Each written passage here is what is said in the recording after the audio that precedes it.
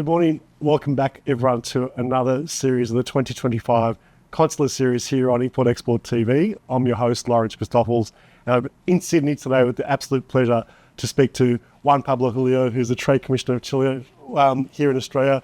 Juan Pablo, wonderful to meet you. Wonderful to meet you too, Lawrence. Thank you very much for coming to my offices here in Sydney. We are very glad to have this opportunity to discuss further. Likewise, thanks for taking the time. I know you're busy. Let's talk about yourself. I mean, you've been here just on about 18 months. Tell us a bit about your background in trade and in your time here in Australia so far. Well, I love Australia. I'm a big fan of Australia. I visited Australia 10 years ago and I fell in love. So I'm very lucky to be here again, representing my country, Chile. It's been a great experience. I felt that the welcoming from our stakeholders and partners has been incredible. So we are very optimistic about the opportunities that Chile and Australia can present and to work together. I think there's a lot of a space of collaboration between both countries. Fantastic. I've been 10 months already. I love the beaches in Australia, so I'm enjoying my time. Yeah, well, there's beautiful places in Chile, as we can see as well. So, obviously some great landscapes, very different landscapes, but yep. beautiful nonetheless. True. Juan Pablo, let's talk about some of the industry sectors. I mean, we've got some beautiful wine on display, some olive oil, so many great things, but there's a whole range of other sectors as well that Chile's quite, famous for and really rapidly advancing as well globally. Yes, definitely. Well, the trade between Chile and Australia has been mainly focused on agribusiness. Chile is the number one origin for frozen berries. What? So if you go to Woolies or Coles, you will see our products in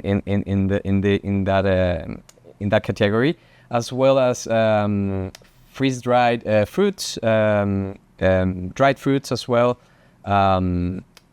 Of course, wine, pisco. We have this spirit called pisco, Chilean pisco. So other sector is forestry as well. We export a lot of pulp, timber, and other products from forestry, as well as in industry. For example, in mining, we've seen a lot of interest of Chilean mets, to come to Australia and to support the industry here. So there is a lot of complementarity between both countries. We do compete in other sectors, of course, but there is opportunities of collaboration and to partner in partnerships between Chile and Australia.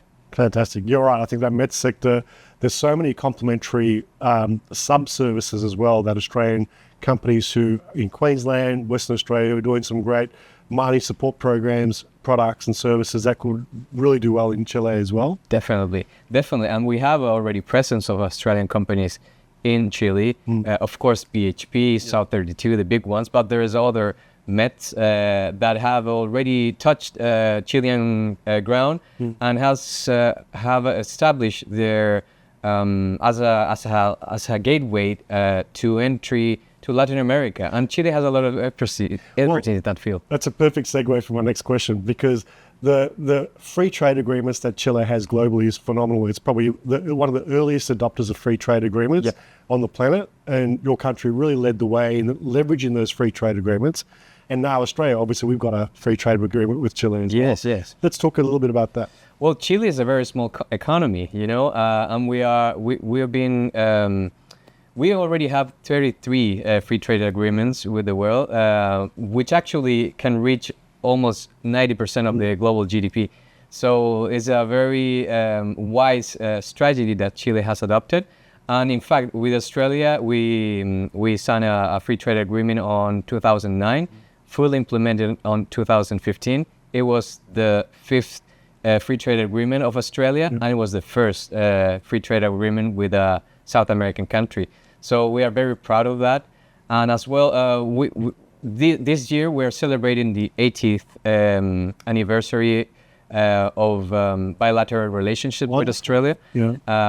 There is so much to talk about. And regarding that, we also have a taxation agreement as well. So to avoid a double taxation.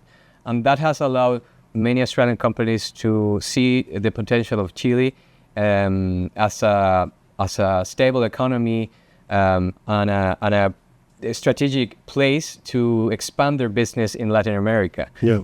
And so I think this is just the beginning of a long-standing relationship. Wonderful. I think, as you said, Juan Pablo, that free trade network that Chile's developed for 33, was it? It's incredible. And what that does for Australian companies is that they can create partnerships and value-add products into finished goods and so forth, work with local companies in Chile, become really strong partners, and then springboard into a whole range of other markets. Yes, and as well, Australia have seen Chile as a strategic location. You can see that Austrade has representative in Chile, as well as Trade and Investment Queensland, Investment New South Wales, Global Victoria has representative in Chile and covers Latin America. So for Australian companies, Chile is, of course, the entry to Latin America, the gateway.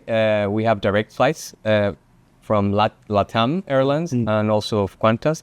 So it's just a between 12 and 14 hours flight, depending on where you're going, which direction, right? Great. Yeah. Wonderful. Well, let's talk about Pro Chile, because one of the questions I had for you was, how can Australian companies really tap into that market? How can they navigate it? Now, your role here, even though you're based in Sydney, it's Australia-wide. Yeah, correct. Well, Pro Chile is the export promotion bureau of the government of Chile.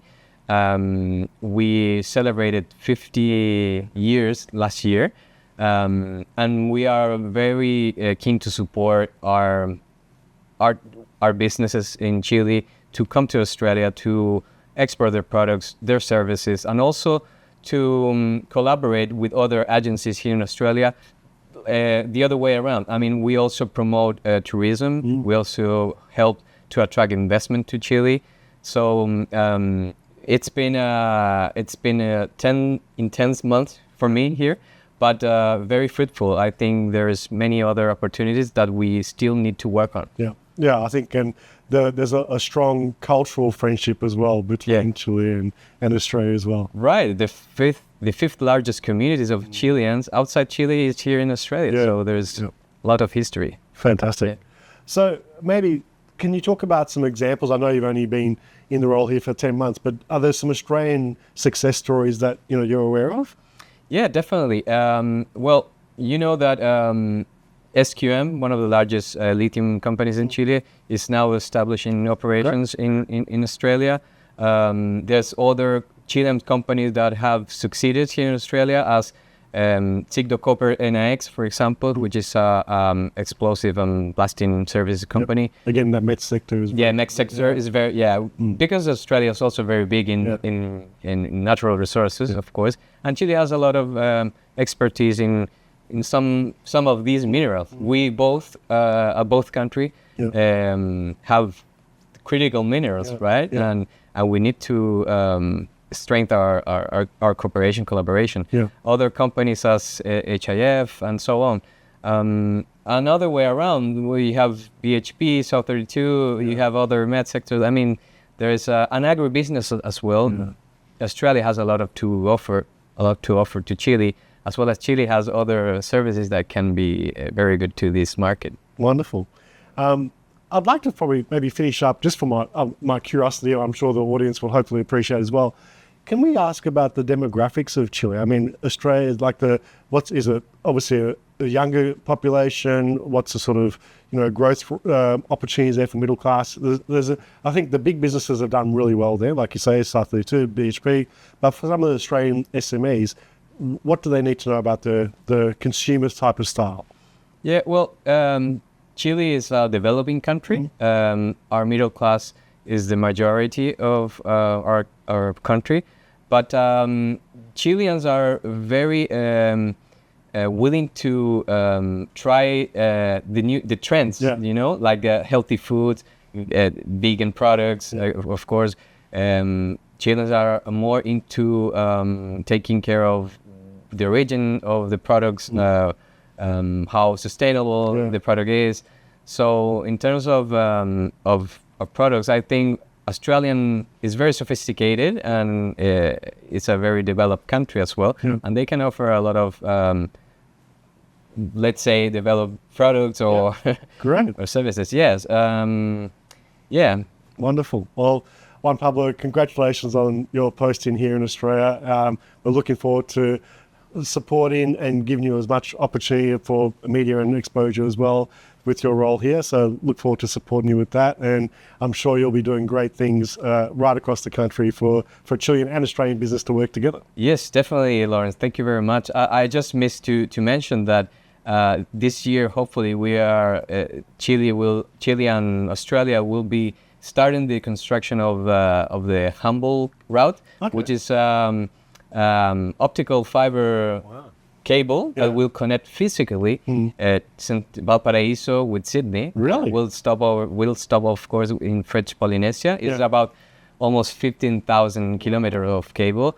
And this will also improve and bring new opportunities for digital economy, which Chile is very advanced in. Absolutely. Yeah. Well, that's a big project, so thank you for mentioning that as well. Yeah, thank you. Thanks so much, Juan Pablo.